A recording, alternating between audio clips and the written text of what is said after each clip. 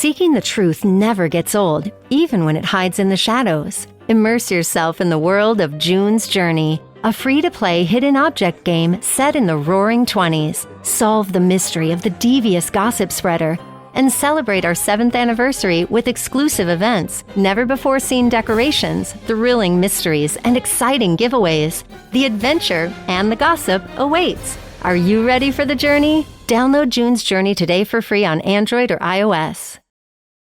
This episode is brought to you by Progressive Insurance. Fiscally responsible, financial geniuses, monetary magicians. These are things people say about drivers who switch their car insurance to Progressive and save hundreds. Visit Progressive.com to see if you could save. Progressive Casualty Insurance Company and Affiliates. Potential savings will vary, not available in all states or situations.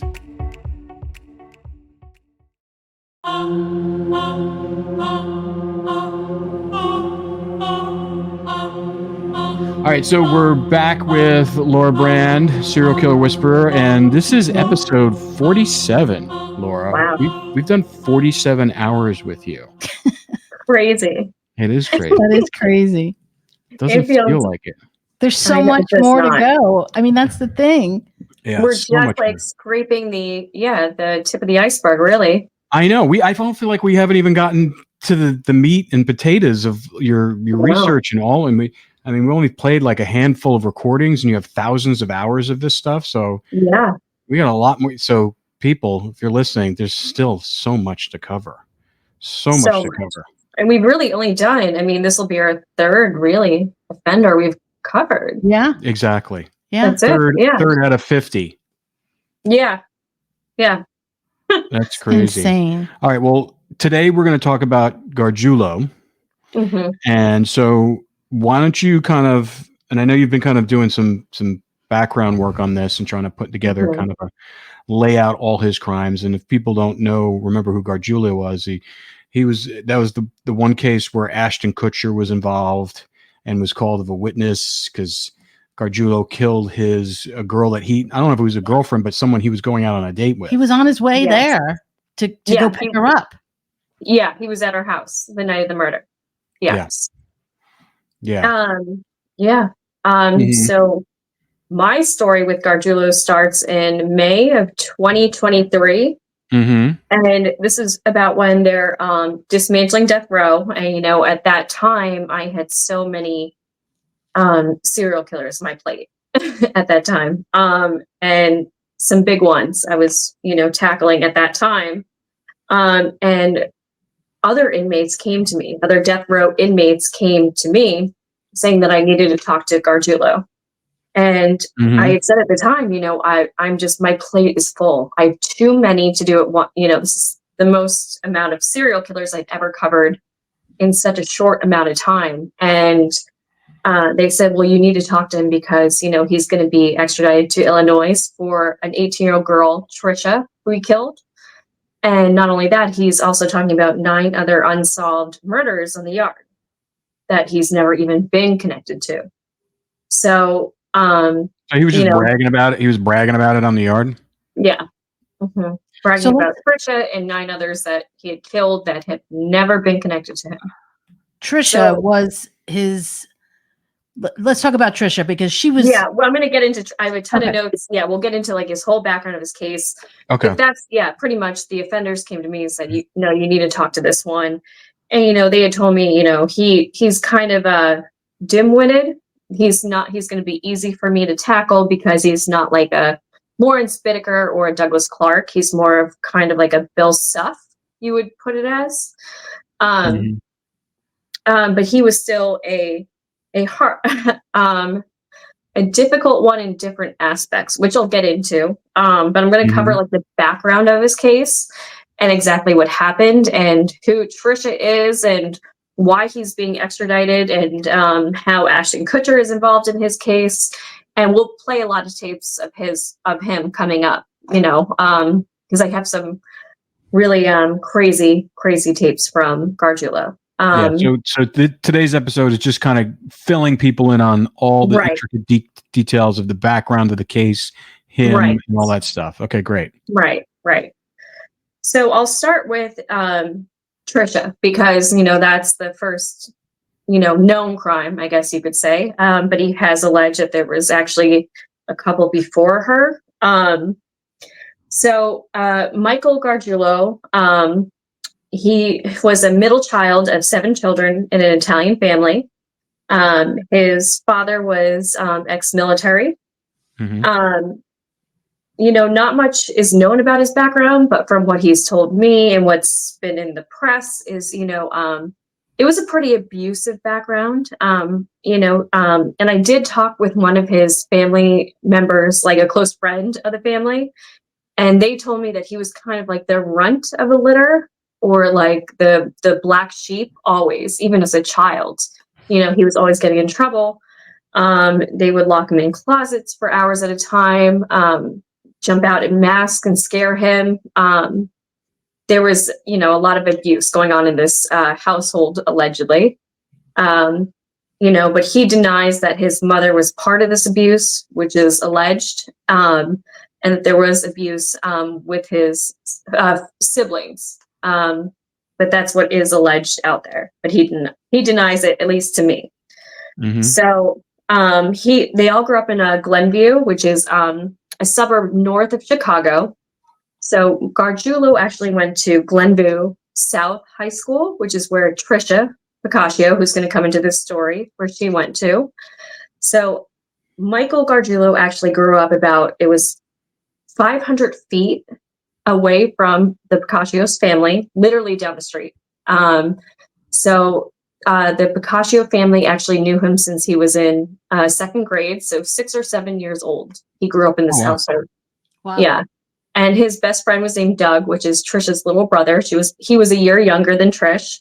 So literally Irish twins. And in the Pacaccio household, there was Tricia, who was the oldest. Then there was Doug, a year younger. And then there was Tommy, who was 5 years younger than Trish. And her parents were Rick and Diane Pacaccio. So Michael grew up in this household, the Pacaccios, literally up the street. He was always at their house. He lived there like another child, like you do, you know, when you're growing up in the same household, the same neighborhood, you know, with people. So he grows up within this family dynamic. They know him so well. And it was, so he would have been a junior in high school. Trish was a senior. She had just graduated. It was in August 13th, 1993. It was actually, weirdly enough, Friday the 13th, which is something I want to note, which I'm going to touch back to later, was the night she actually died. So Tricia was an 18-year-old girl, incredibly smart, straight A's. She was on the debate team. She got a full scholarship to Purdue University. She was going for engineering, full scholarship. Just had like the entire world ahead of her. So it was on August 13th, she had met up with some friends. They typically met at a TGI Fridays in the Glenview town, and they had met for a scavenger hunt. So they had done this scavenger hunt where there's about 40 teenagers from that graduating high school class that, you know, partook in this scavenger hunt. And it was over around, I think it was 11:30, and Trish drove 2 of her friends home. Now, she allegedly got home around midnight to 1, they believe it was. And this is where she was getting out of her car, and she had the keys, and she was going into a side back door and was putting the keys in. And that's when she was blitz attacked.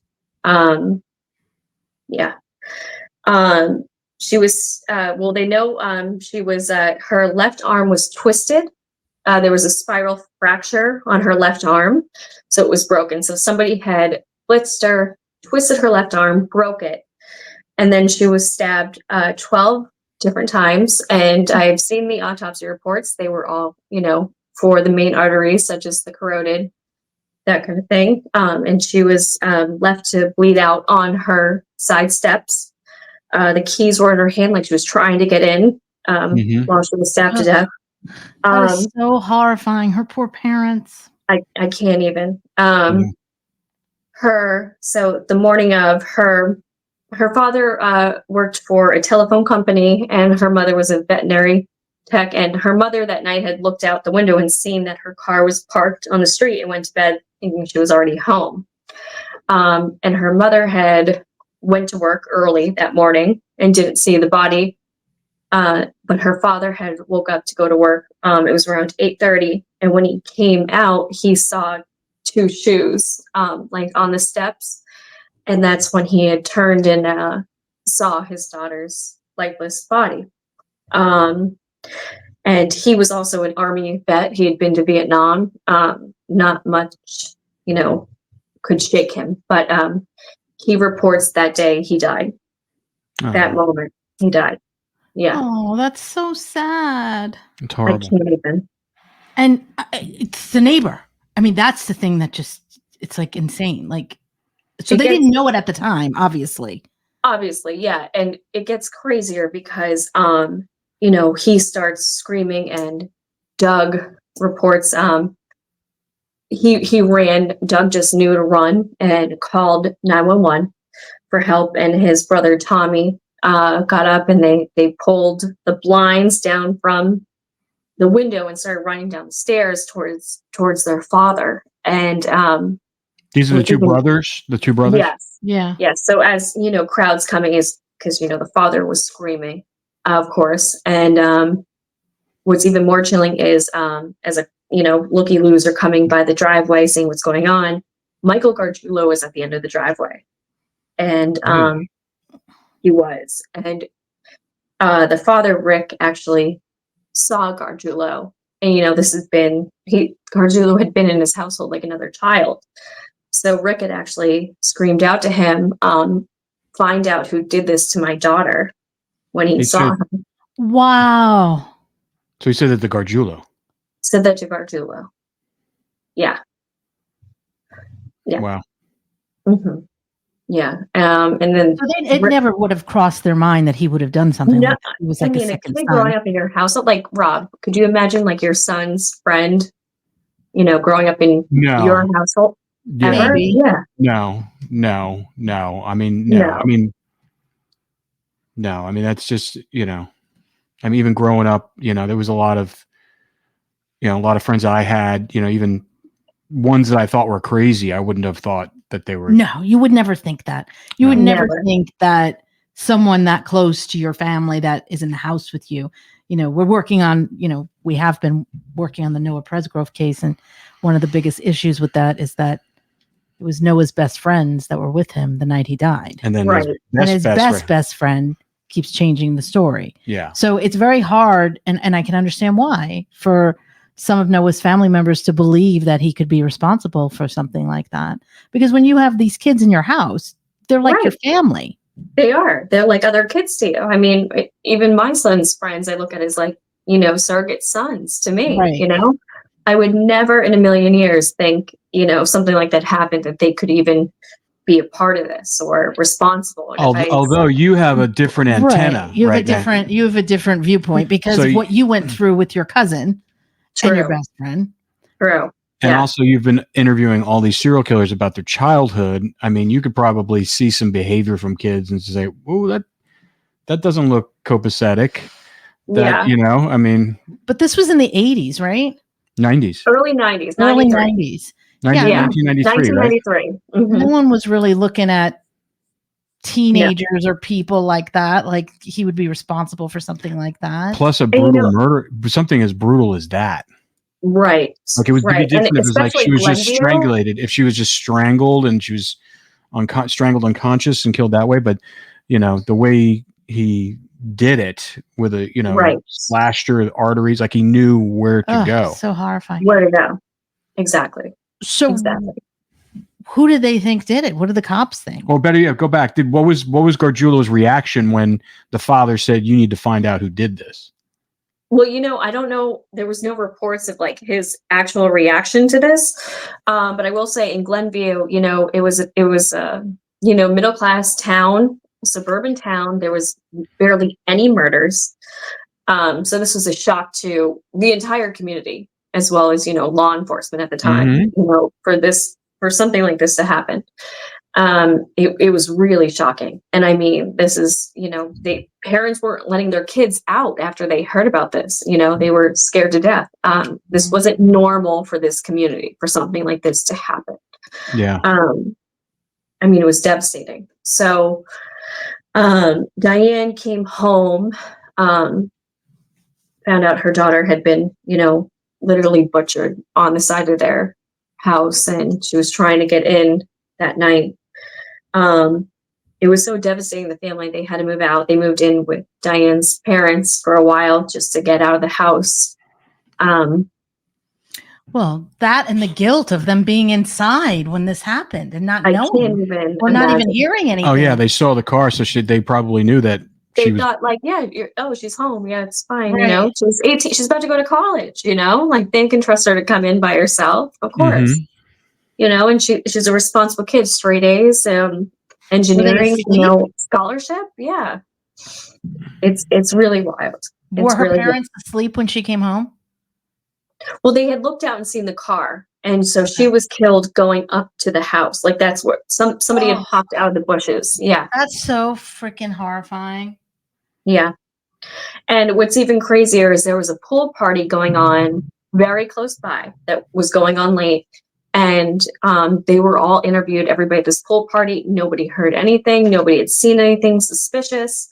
I mean, there was nothing for law enforcement to go on at this point with her murder. Wow, that's scary too, because now the community's like, who did something like this? Right. Still out there. Right. And it's somebody within the community. If nobody saw anything suspicious that night, there's no, random car or this person they didn't see like lurking around. This is somebody within the community. If that's, what was reported. So you already know it's somebody within the community close by who's, committed this heinous act. Yeah. Which is even scarier. Did she have a boyfriend? She did. She did have a boyfriend. Yeah. Tons of friends. She was a very social girl. The community was shocked. Everybody was shocked. She had just dropped her friends off from a scavenger hunt. And it was like one of the last times she was going to see her friends because she was about to go up to college. Yeah.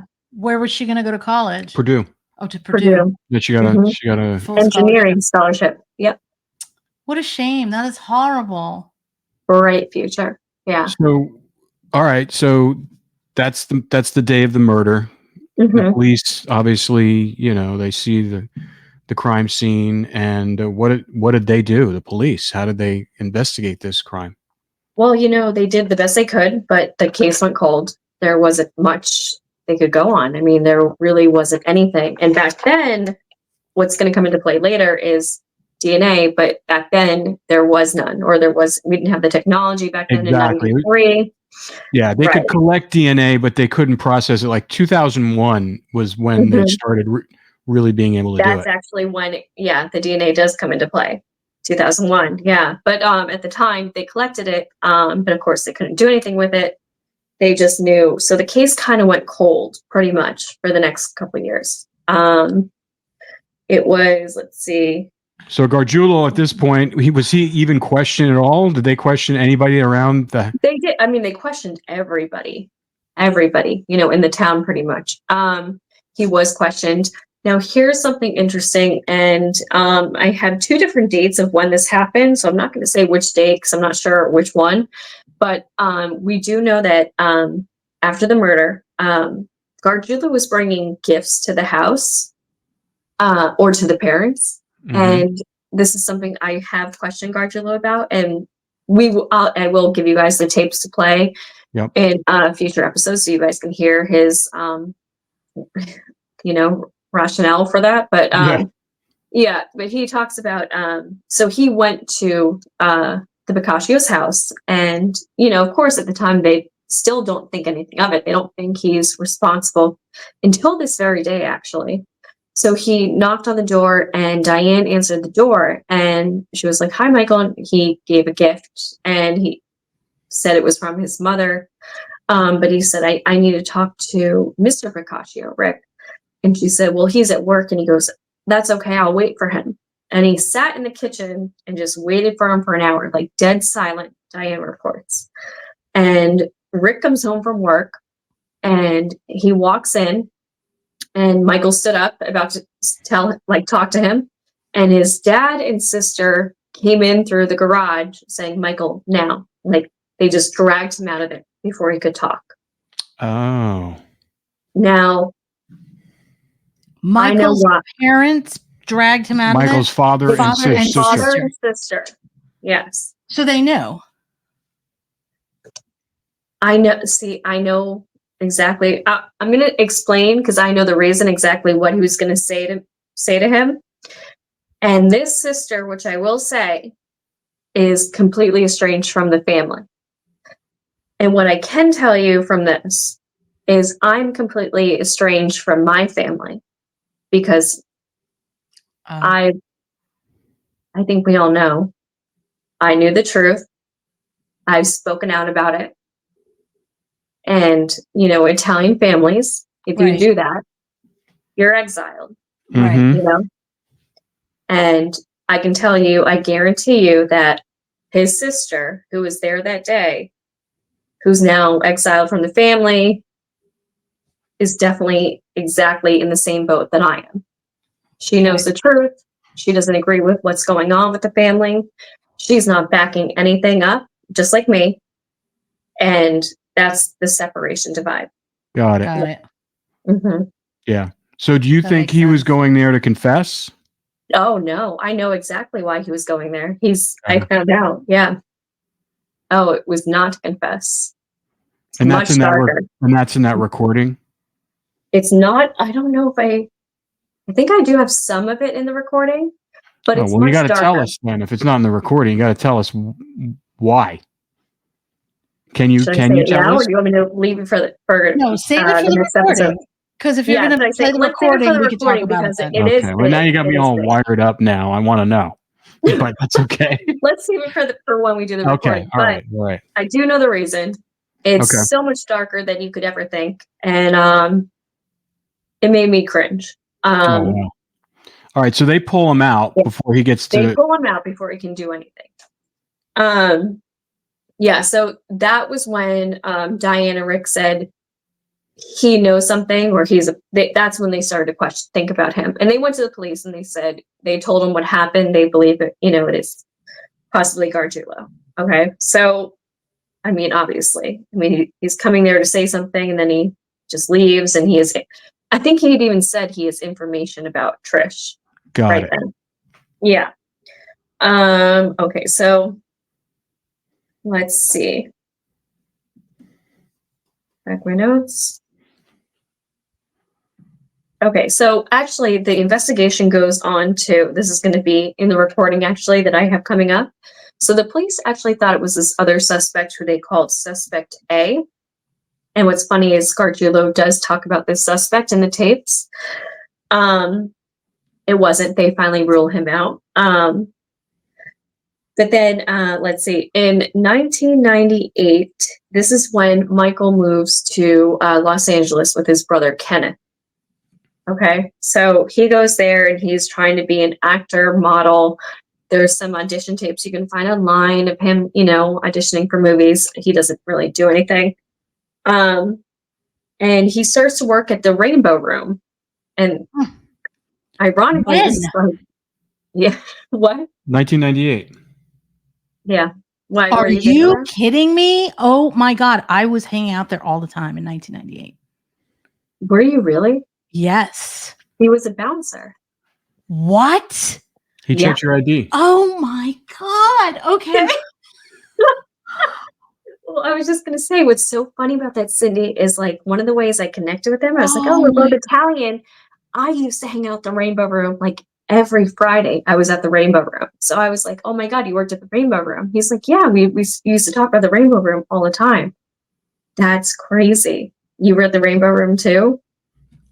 All the time. All the time. And for people who don't know what the Rainbow Room is, it's on the Sunset Strip. It's a legendary venue for rock bands and bars, and all the great rock bands have played there. You have the Rainbow Room, you have the Whiskey Go-Go. Yeah, everything's right there. Yeah, like I just moved to LA, and my dad was a stand-up comic, and he was always at the Comedy Store. So I just moved to LA. And I was hanging out at the Comedy Store all the time, and we would go to the Rainbow Room. I swear to you, like, every weekend. I was going to say every Friday, Saturday, I was at the Comedy Store, and then I would go to the Rainbow Room too. Same thing. That's it's the so most crazy. iconic place. Yeah, on Sunset, for people who don't know, you have, you go to a comedy show and then walk up Sunset, and there's Whiskey A Go Go. There's the Rainbow Room. The Viper Room is right there. So those are the places you go. Yeah, afterwards. Yeah. Oh God. All right, so he was a bouncer at the Rainbow Oh Room. my God, so many times. So many things. Probably talk to him. We're so lucky we're alive. Well, it just makes me, Douglas Clark always hunted Sunset Strip. Well, that, and it's interesting when you told me that Gargiulo was like auditioning for things and stuff like that. It reminds me that wasn't it Richard Ramirez was on The Dating Game? Yep. I was like, when I saw that, I was just crazy. It's like, so. Ugh. All right, so he gets a job at the Rainbow Room, and he thinks he's going to be a big star. Big star, bounce at the Rainbow. Yeah. What's even funnier is his brother, and the family friend I spoke with, he told me like they're the biggest hot shots in Hollywood, right? So I spoke with both of them, and guess who they worked for? Harvey Weinstein. Mathis. Oh, okay. Of course. Mm-hmm. We'll cut that part out. No, we can leave it in. No, cut it out. No, we'll leave it in. Who cares? No, I just thought it was funny because he painted it like they owned Paramount. And then I was like, and then when I spoke to them, I was like, where'd you guys work? And they told me that there. And I was like, oh, that was my production company. Yeah. Okay. That's interesting. No. Not Paramount. Yeah. But yeah, so that's where he was working. And that actually comes into play because two of the other bouncers at the Rainbow Room did go forward to I think it was 48 hours, but they did testify that Gargiulo had talked about a girl he had killed back in Chicago. Oh wow. Mm-hmm. Yeah. So that's going to come into play, I guess. Well, has come into play, but it's probably going to in the upcoming trial of Tricia's murder that's finally being, tried for now. Yeah. When is it on the books? Well, he just got extradited and arraigned. So it could be a while. Yeah, we don't know. Okay, so he moves to LA. He's working at the Rainbow Room. And then he gets fired from there for being aggressive. I believe there was an assault, I think it was. And he now starts to work as a heating or air conditioning repairman. Now what's interesting, and he displays in prison as well. A lot of the places he lived in LA were not under his name, and same with the vehicles that he was driving. So he was kind of like a Tinder swindler. So he would go after these women who are unattractive or overweight, and he would smooth talk them and gain access to living with them or getting their vehicles, kind of like Douglas Clark or a lot of very much so. Yeah, very much. So that was a big thing detectives come across, is like trying to even find out where he's located, because they don't have, the DMV, because he's driving these girls' cars. He has, a lot of the apartments he's living in are under their names. Yeah. So it's hard just even track him down, because he is just, living off these women that he's just pretty much conning and smooth talking. So he's a total predator from day one. Total predator. Yeah. So did he tell you that was like his tactic, or was it that's what he did and that's why he did it? I got to see it firsthand in prison from things he did to women in prison. So I got to actually see it firsthand. Yeah. What was he doing? Everything. Oh, you're my sun, you're my moon. I actually have the text too. You're my sun, you're my moon, you're my lovely, you're my past life lover. We've been just everything you can think of. And these women would fall for it. Yeah, here's a $300 package for you. Wow. I'm just living on apples and peanut butter. I saw it firsthand. Yeah. Wow. Master manipulator. And like I said, like he would target women who are lonely, just out of a breakup, whether they were overweight or less attractive. He would just hone in on women that he knew he could prey on. Like he would find them and prey upon them. Right. Yeah. And I remember when the death row inmates came to me and they said, you got to talk to him. They go, well, he likes to put girls in dungeons. And I was like, what do you mean dungeons? They go, he sits on the phone and talks about like sex talk about like him with them in dungeons. And I'm like, but he's saying he's innocent. And they're like, I know. And they go, just be ready for it. So I was actually prepared, because that was like actually the first text I got from him back was, I'm going to put you in my dungeon. Oh, I remember this. Yeah. Yeah. You remember me telling you this? Yes, yeah. I do. Because I got freaked out and I was like, that talk scares me. Like, I knew someone who used to say, I want to put you in a cage as a joke, but I didn't think it was a joke. This episode is brought to you by Progressive Insurance. Do you ever find yourself playing the budgeting game? Well, with the Name Your Price tool from Progressive, you can find options that fit your budget and potentially lower your bills. Try it at Progressive.com. Progressive Casualty Insurance Company and Affiliates. Price and coverage match limited by state law. Not available in all states.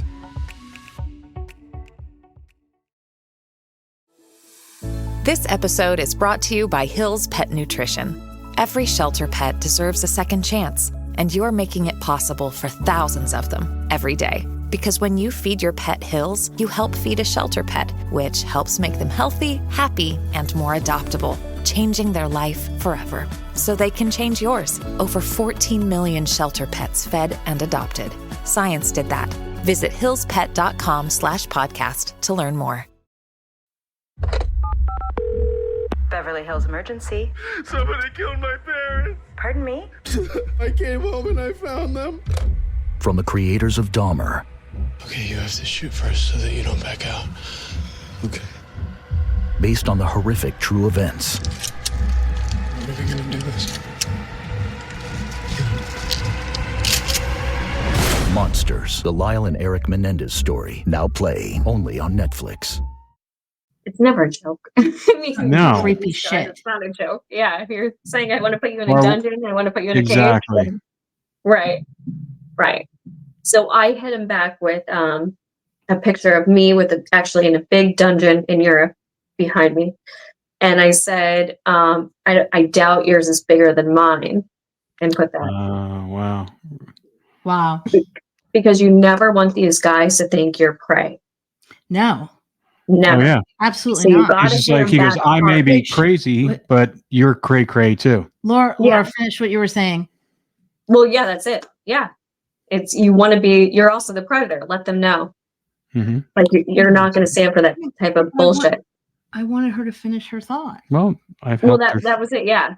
Yeah. Like, look at my dungeon. It's bigger Yeah. than yours. Yeah, you're not a You know, victim. I'm a bigger predator than you is what Yeah. I was trying to, yeah. Mhm. And it made the point. Yeah. And he stopped right after that too. So you punched a bully in the nose. Right. Exactly. Well, more than a bully. Well, yeah, I mean, A serial predator, killer. serial killer, but I'm saying that tactic, it's trying No, to it works. intimidate you. Especially with sadists. I mean, you have to match them or Well, they will. They're it's just going to one- want to play with that mouse. If they see a mouse, Exactly. it's a cat and mouse. Yeah. So if The you're one going to thing present yourself as a mouse, they're going to want to play. They see another cat coming, drawing claws. They're going to back down a little bit. Yeah. Yeah. I mean, because ultimately, based upon the research you've done, and you can correct me if I'm wrong, but all the ones that we've seen and heard the recordings of, these guys sound like cowards. They are. No, every single one of them are cowards. But they're going to it's kind of funny because you're going to see them almost like they think they're big and tough. They're going to pretend like they're monsters. And, just like Bittaker, like, don't write me, blah, blah, blah. Gargiulo, get in my dungeon. The second you go back at them, it's just like they turn into little boys, But you're Yeah. going to see that. Yeah, but they're all cowards. All of them. They're all insecure cowards. Mhm. And this is where it gets kind of like a tightrope because it's like you have to lash back at them to a degree because it's like you don't want to smack them down too hard because you might lose them. Right. Mm-hmm. It's like breaking a horse is the best analogy I can give. You have to break them in a way where it's like you don't hurt them too much, but they understand like you're in control. Exactly. And they're okay with like, yeah, that's the best analogy I can give for like with the sexual sadist. Yeah. Yeah, you're holding the reins. Right. And you got to do that, and you have to do it up front in the beginning, and you got to do it quick, and you got to do it right, because if you don't do it right, you will lose them forever, or they're just going to play with you for the rest of the time. Right. And so it really is a delicate game that you really need to know what you're doing, or else you're not going to get that trust and rapport. You're not going to break them in the way that you need to, where they're just going to be like, you know what? Yeah, here's the reins. And they will become submissive once you do break them in the right fashion. They will. Mm-hmm. Yeah. But it's a very hard thing to do. I will tell you. Oh yeah. Because you're really taking a stand there. Yeah, you have and you're doing it. And now, are you doing it? Did you do it when you were in the cage with him? With Gargiulo? Yeah. Oh, I'll get there about the cage with Gargiulo. Right. Yeah. I'm always jumping ahead. Yeah. I mean, Gargiulo is an interesting one, for sure. So Gargiulo was actually known as being like a hothead, and he actually had a battery charge. This is what's interesting. So this is back from high school. He had a battery charge for getting in a fight in a high school. It was a really bad fight. And he got charged with the battery. But then he also got charged with a robbery. And this is back in 1996. And so the cops brought him in, actually, and it was a felony charge. They were going to charge it. It was a felony they were going to charge him with. And they said, listen, if you help us with Tricia's murder, we're going to drop it down to a misdemeanor. He refused, and he took the felony charge. And that's what really got cops going, wait, what? We're giving you an opportunity to drop it down to a misdemeanor. Just help us with, Tricia's murder case. And he said no. Oh, because they knew that he knew some information. Yeah. They didn't have information to where they could charge him. Exactly. Okay. Exactly. But they probably knew. Did they suspect him? Was he? Okay, so he was. Well, I don't know if they really. I think they were still looking for information at that point. But it was like, let's just shoot the shot of like we got him on something. Yeah. Like, let's try it. And they said, let's just help us. And I mean, this is his best friend. Like Doug was his best friend, Tricia's little brother, and he's saying no. Yeah, I'll take the felony over that. Yeah. That should have been. That should have been a warning sign. Right there is a alarm bell is going off. Why would you take that? Why would you take a felony charge? Take a felony? Yeah, you're going to be a felon instead of having a misdemeanor. Yeah. Huh. And the charge is like breaking into unlocked cars, and he stole a cell phone and stuff out of the cars. I mean, it wasn't even that big of a deal. And he still said, and they just said, just help us with answering some questions about Trish. And he said, no, I'll take the felony. Did he spend any time in jail for that one? Nope. Yeah, I'm sure. First time offense, he probably walked. No. So he refuses. And now, I skipped ahead a little bit. So this is right before he moved to Los Angeles. So now he is in Los Angeles, and now he meets Ashley Ellerin. So this is Ashton Kutcher's, the girl he was seeing. So Ashley was originally from Maryland, and then her parents moved to, it was south of San Francisco during her high school year, and she was very athletic. She actually was pro at like a water polo, and she almost got some scholarships for that. But she decided not to take them. Instead, at 18, she moved to, Los Angeles in the Hollywood area. And she was living in the Hollywood Hills. She was a part-time fashion student, and she had a lot of friends. So she lived in a bungalow in the Hollywood Hills. That's where she first moved to. And her first roommate was her best friend named Justin. And it was actually one day outside, Justin had a flat tire, and this guy, Mike, Ashley came out to help Justin with this flat tire, and this guy, Mike, approached and said, oh, I can help you, but he never helped. Instead, he became fixated on Ashley, and this was, of course, Michael Gargiulo. He just got fixated on her. So Ashley was known within like the Hollywood circuit. She had dated Vince Vaughn. She was dating Ashton Kutcher. She was just, known within like the actors circles and, the Hollywood circles. They would have, parties at the bungalow and stuff. And there's actually photos of parties where Ashley is like with all of her friends, and Gargiulo is actually in the background of the pictures, like lurking, like watching Ashley. Skulking in the background. Literally. And at parties, he wasn't even invited to. Like, he just showed up at her roommate's recorded.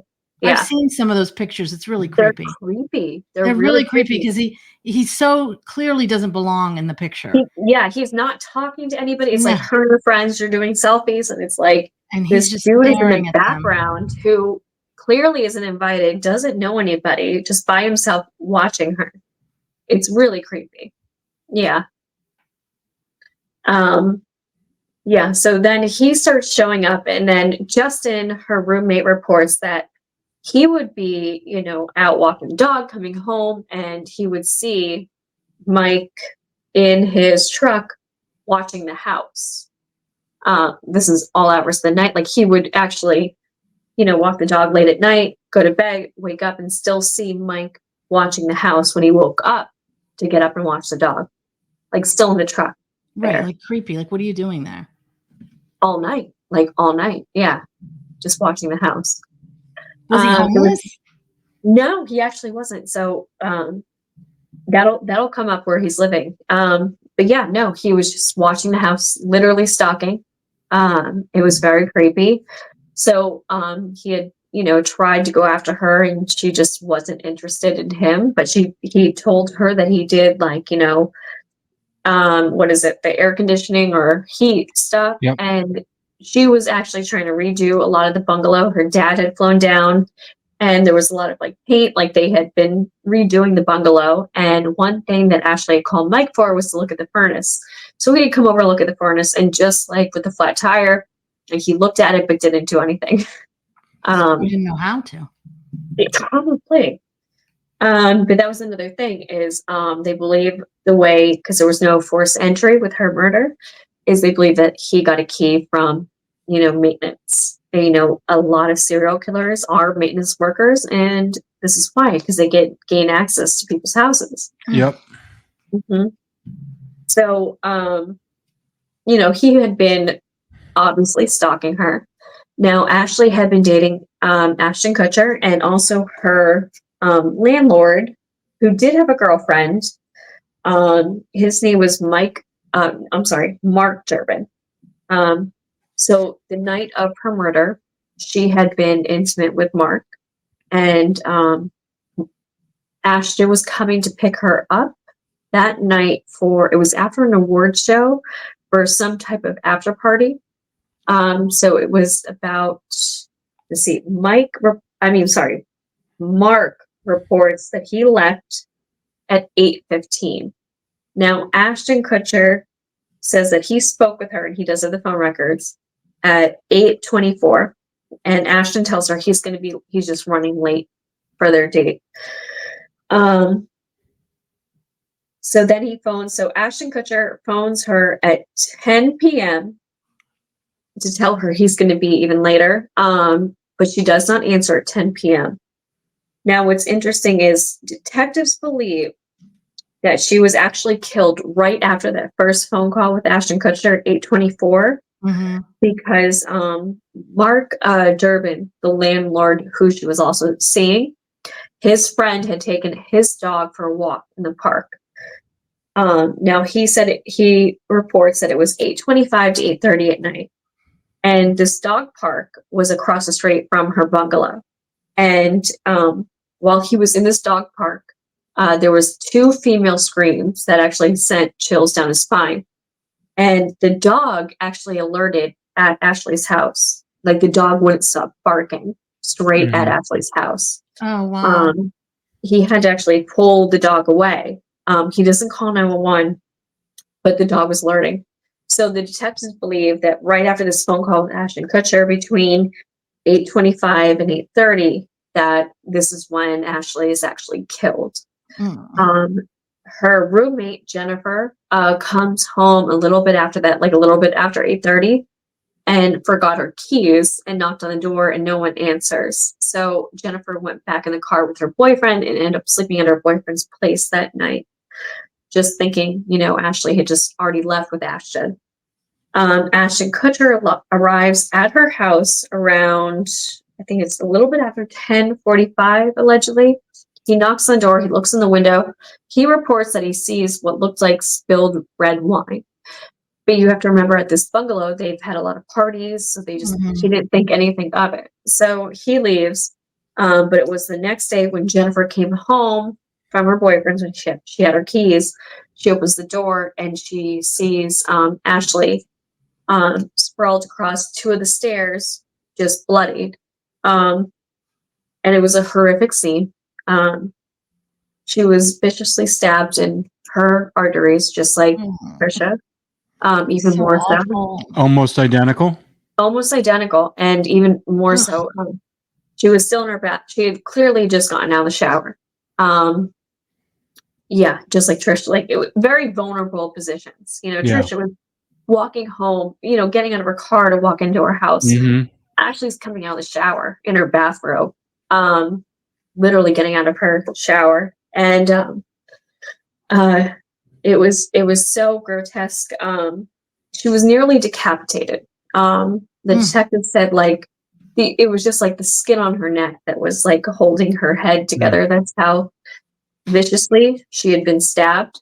And she had been stabbed in the front and the back. And what the detectives also noticed was that there was evidence that she had been moved. That she had actually been posed. Like, she had been moved to the 2 stairs.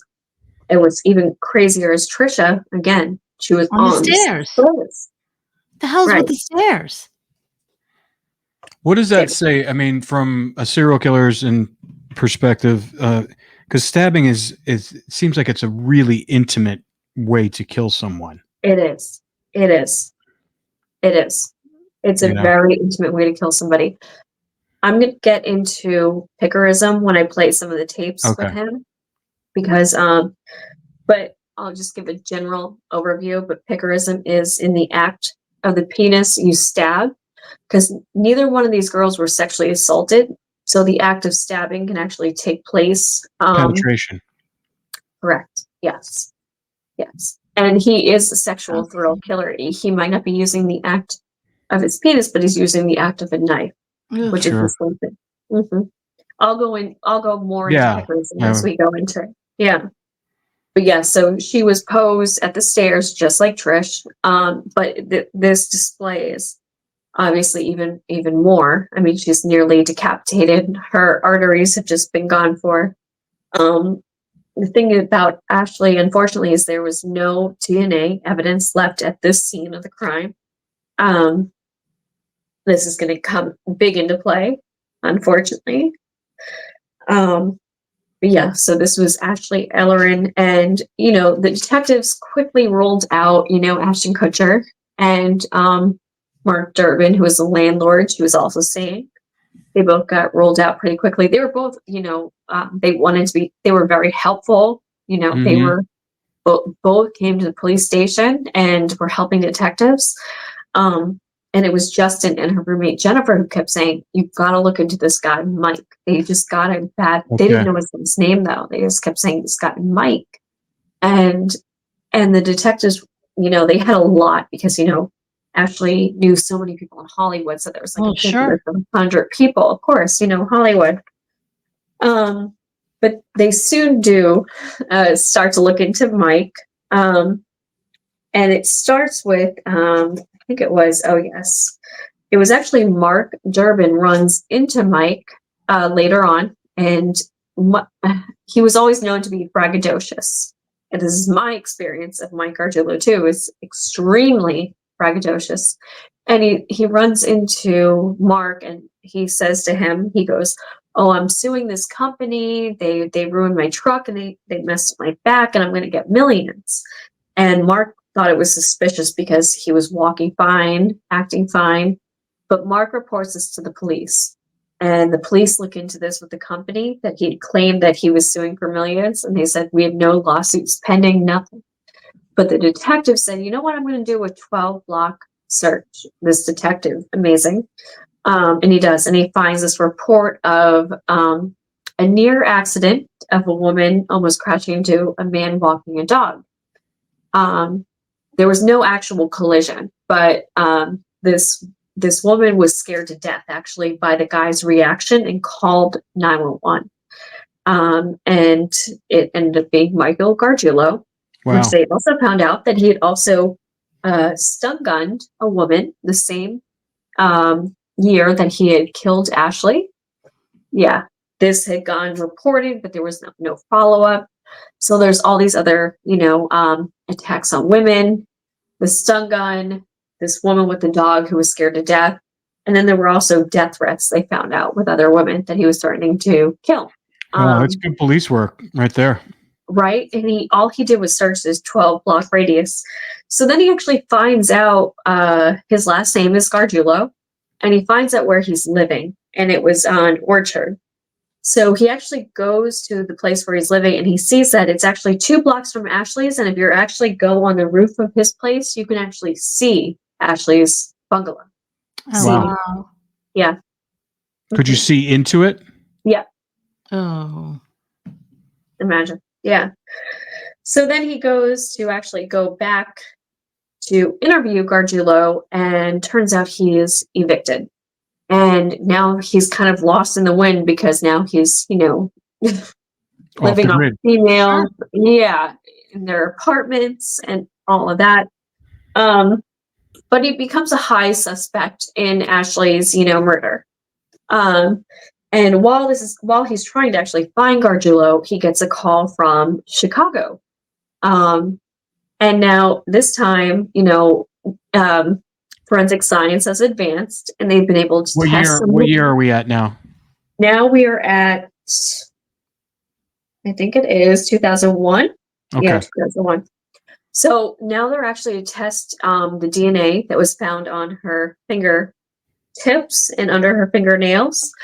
And it's hers along with an unknown male, but they have tested it and determined that it is Michael Gargiulo's.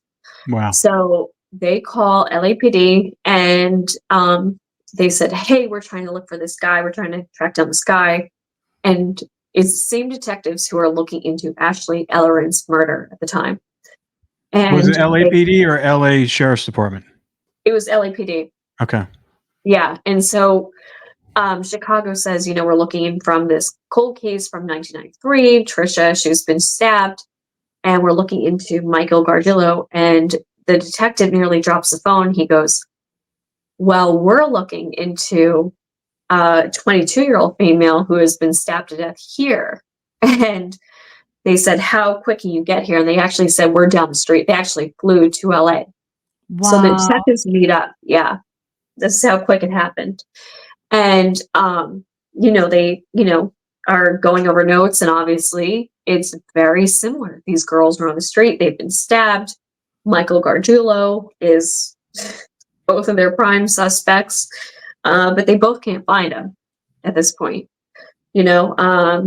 So the biggest problem that the LAPD runs into is they don't have any DNA evidence like Chicago has. Mm-hmm. They just have circumstantial evidence. Now they have this Chicago case, but they don't have anything,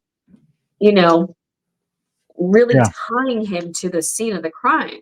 So they were actually banking on Chicago bringing him in and then kind of piggybacking off of him. So the case is brought to the Chicago DA. And even with the DNA that is found on Tricia's fingernails, they decide not to press charges, the DA.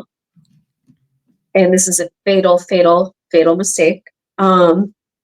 And it's been discussed why. And, DNA was, just being developed back then. It was new. It was like, what's the difference between touch DNA?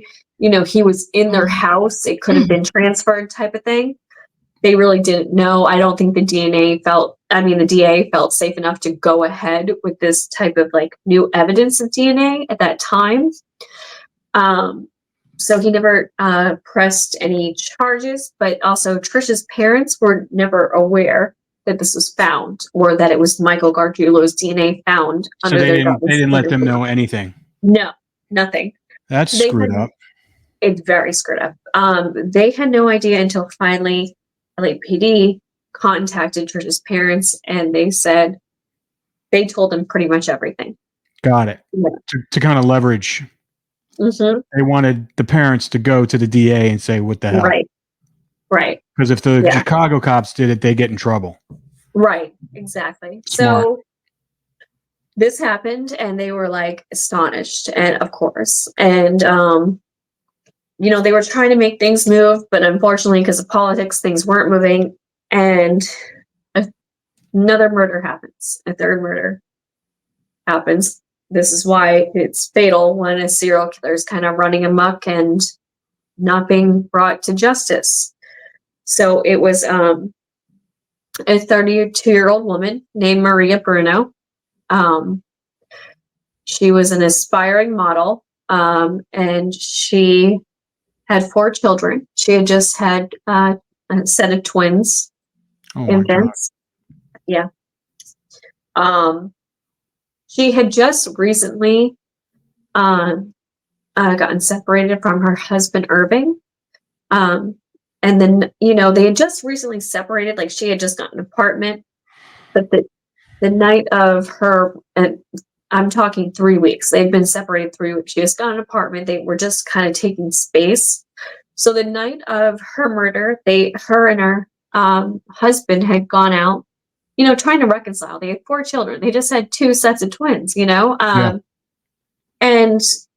they were drinking in a bar. It was about 2 a.m. He drove her home, and they had sex. He left at 3 a.m.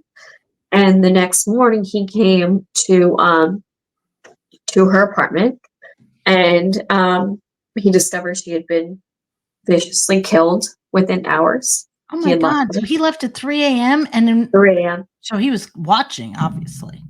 Yes. He was waiting for him to leave. Gargiulo lived directly across. There was a courtyard with a swimming pool. She lived directly across from Gargiulo. Ugh. Literally on the Where? Literally on the courtyard, like 50 feet. Like I'm talking like here's her apartment, here's his swimming pool. Yeah. What part of LA was this in? This was in, where was it? Probably where I forget.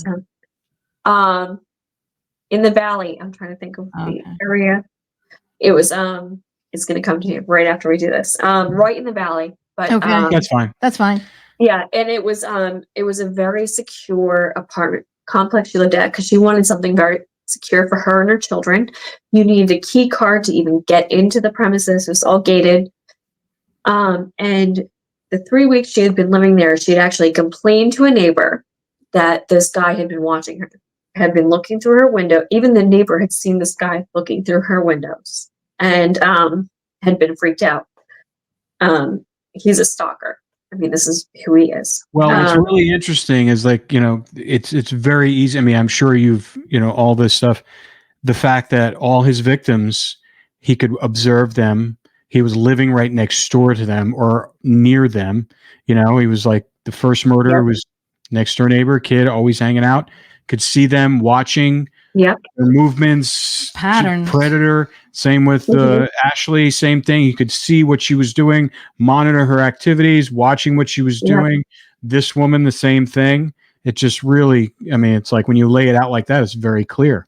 Oh, yeah. This is actually why he got the term boy next door killer. Mm-hmm. That was one of his taglines, boy next door killer, Hollywood Ripper. But yeah, because literally he was next door to all of these victims. Yeah. And there is a 911 call where the husband calls, and what's disturbing is he says in the 911 call, he goes, her breast is on her mouth or in her mouth. All right, well, let's stop right there. I don't want to get too graphic here. And listen, this is a good place to stop since we're going to be doing this as a series. Yeah, I don't want a lot more. We'll be playing tapes, and I have a lot of what I've uncovered with Gargiulo. But yeah, this is the backstory. Yeah. I'd love to also and we'll talk offline about this, about maybe finding the detectives that covered this case. Yes. And maybe we can get them to come on and talk as well. Yes. I'd love to hear their perspective. And because they did great police work. Amazing police work. Amazing. Yeah. You know, Police I mean, great Mhm. police work. And so we always want to honor that when it happens. And especially in these really difficult cases. And it's not like, I feel bad for these detectives. Sometimes they're so constrained by the system. They have so many rules they have to follow when they know they know who it is, and they have to build a case in it. So I definitely would love to talk to those guys. But for now, I think this really tees it up nicely, and we'll continue on with this next week. Yeah.